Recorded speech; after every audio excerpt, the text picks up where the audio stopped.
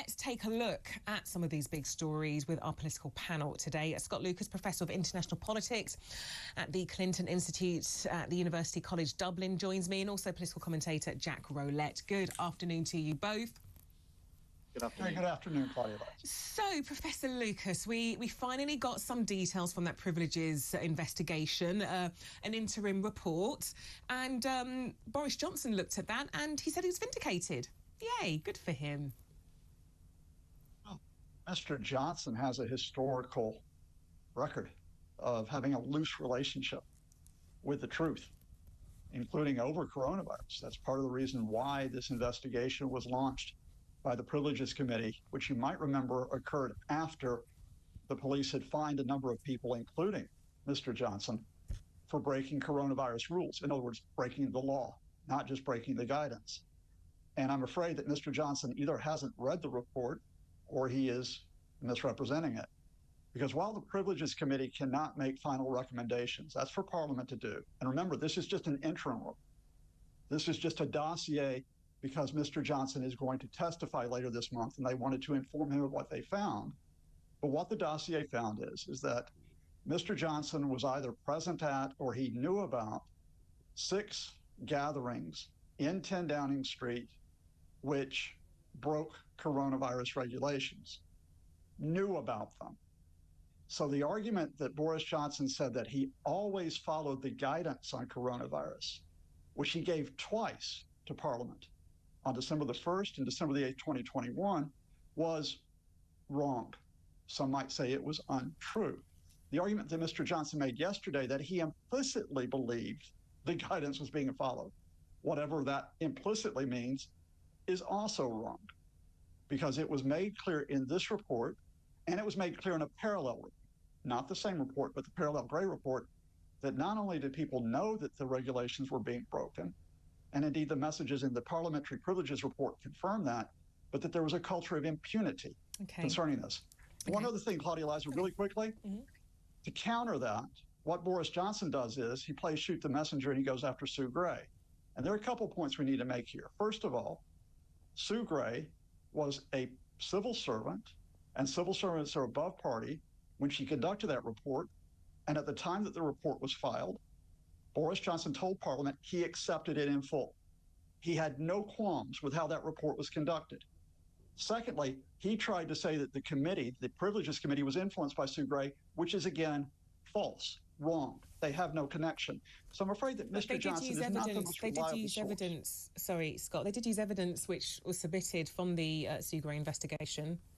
Sure, but all that evidence was found to have been collected properly. No one's ever questioned that evidence that was been found. Okay, let's put this to Jack. So I imagine that Boris Johnson's claim that he's been vindicated does come from Sue Gray and she taking up that position within the Labour Party. Does that change anything for you? Does that maybe undermine not just her report, but also the Privileges Committee interim report?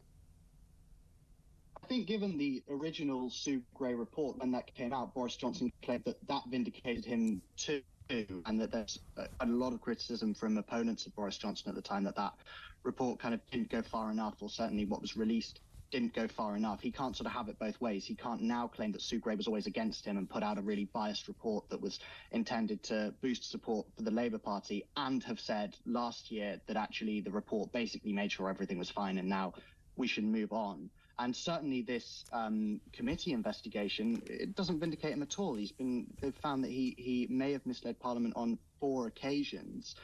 I think it doesn't really, none of this tells us anything we don't already know or strongly suspect, that he lied repeatedly, that he broke the rules, and that that there were concerns raised in number 10 at the time about the breaches of the rules. And I hope now that we can move on, really, that the committee can conclude its investigation, receive his testimony, and that this ends his political career and this incredibly sorry chapter of this pathological liar's influence over British politics really, and Jack, the Conservative Party. You really do want this to end Boris Johnson's career? Because I got to tell you, time and time again, I do get TalkTV viewers and listeners, not all of them, but some of them, still wanting not only Boris Johnson remain an MP, but maybe still quite disappointed and upset that he's no longer a Prime Minister. There are people who don't think, even if they believe, and obviously all the proof is there, that he did break COVID rules, break the law, that he still has a lot of support from people who would be very disappointed, very upset if he left politics completely. And they're perfectly entitled to that view, of course, but the polling suggests that is by no means the majority view of the country. The polling suggests people don't want him back as Prime Minister. If you listen to focus groups and you listen to what people say, it seems to be that the general consensus is that people are glad that he's gone. And I really think that somebody who lies in that manner, somebody who breaches the rules during a national crisis like that, someone who lies with total impunity and has no regard for the truth whatsoever and only cares about what benefits them, is totally unfit to be Prime Minister. He should never have been Prime Minister in the first place, and this should act as an incentive for future leaders not to behave in the way that he did. Scott Lucas, let's take a look at those WhatsApp messages that have been leaked this week, given to the Daily Telegraph. What do you make of that? I mean, this was details, private confidential details given to ghostwriter Isabel Oakeshott. She signed an NDA and completely now breaks that by giving these messages to the Telegraph for journalists there to look into them. Is there an argument that she's done this for public interest? Let me just start with a reminder, Claudia-Liza. 220,000 people in the United Kingdom lost their lives because of COVID so far. The 7th highest death rate in the world, the highest death rate in Europe. So that's the most important thing beyond a spat between Isabel Oakeshott and Matt Hancock. But I would break it down this way. No one comes out with any credit in this point scoring. Matt Hancock certainly doesn't come out with credit, because Matt Hancock, in terms of the way that he conducted himself during the pandemic, both in his personal life, where you might remember he not only betrayed the country by breaking coronavirus guidelines, but he betrayed his wife in the process by pursuing a testing number, a target with no regard for how to implement that properly, with his approach to care homes and hospitals, with his approach to the Nightingale hospitals. No credit there. Isabel Oakeshott comes out with no credit, however, because she claims she did not do this for money. So let's take that at face value. What she says she claimed she did it for us because she hates coronavirus containment measures. And indeed, Isabel Oakeshott does hate coronavirus containment measures, so much so that throughout 2020, she was pushing misinformation about those containment measures. We can debate the extent of the containment measures. We can do that. She was actually putting out false information, and she has done so repeatedly. So if she's motivated to get revenge on Matt Hancock because she didn't like those current containment measures, no credit there. And finally, there's no credit on the government of the day, as Jack and I have just been discussing about the way they conducted themselves. Remember, this is a government of which Matt Hancock and Boris Johnson were a part, who up to March 13th were pursuing herd immunity, letting the virus rip through the population. They reversed that within 72 hours. But as you just heard from that interview with Professor Clark earlier this hour, that excellent interview, had they acted properly, had they acted effectively, not on the basis of cronyism, not on the basis of false or incomplete information, a lot of lives could have been saved. Okay. And that was true not only in the first part of the coronavirus, it was true in subsequent phases as well. Jack, what do you think about these messages being leaked? The inquiry still taking place. It hasn't been concluded. Should Isabel maybe not let the legal process play out?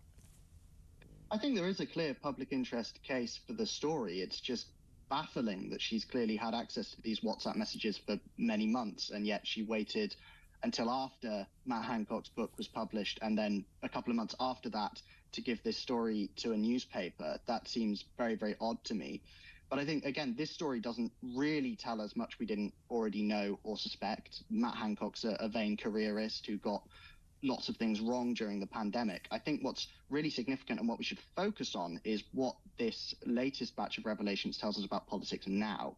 And I think there's two key things there. Firstly, this is really awkward for Simon Case, the cabinet secretary, who seems to have acted as Matt Hancock's stooge during the pandemic, seems to have been on Matt Hancock's side against Rishi Sunak on lots of these measures, and yet he is still working in Downing Street still very close to Rishi Sunak, and that potentially is very awkward and has ramifications for the workings of government now. And secondly, I think these messages really boost Rishi Sunak's claims that he was a lockdown skeptic, if you like, and that will increase his support on the right of the Conservative Party.